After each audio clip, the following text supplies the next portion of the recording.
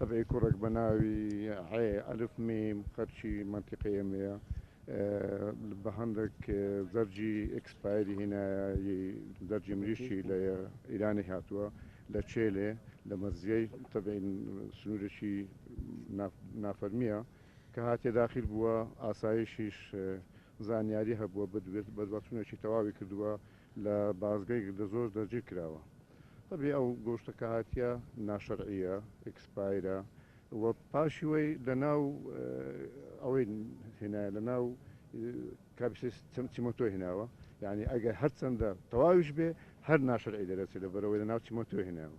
ئیدی ئێمەش وەکو ئاسایش بەڕاستی زانیاری تەوامان هەبووە بەدواتونمان کردووە تا ئەوەی ئەوە دەستگیرکراوە ئێستاش ئەوە